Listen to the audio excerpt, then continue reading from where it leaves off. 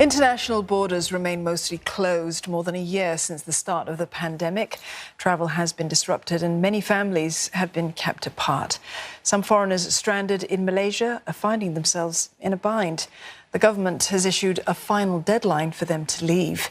Melissa Goh reports.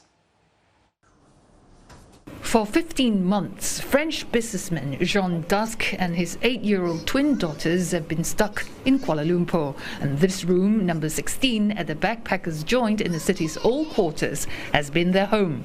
With his wife in Thailand, Jean has been taking care of his daughters all by himself this past year. I learned to handle my kids too, because I'm not used to, in fact. Mostly my wife handle the kids.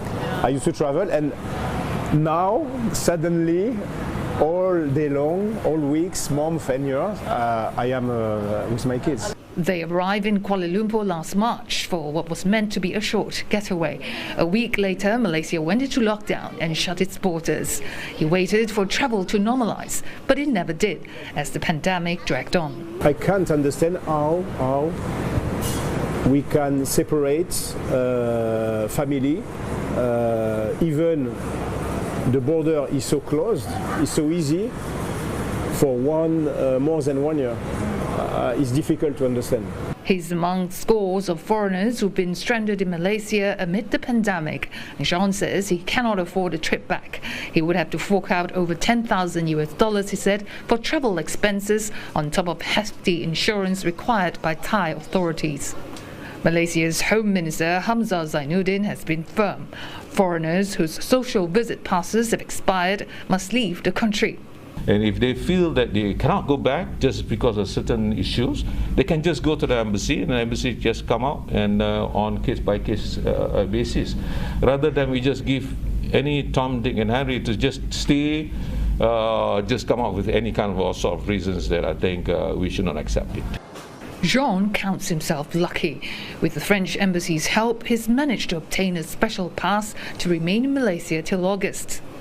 Now, indeed, the past 1 year has been challenging. Jean said he has learned so many new things, including cutting his daughter's hair once every 3 months.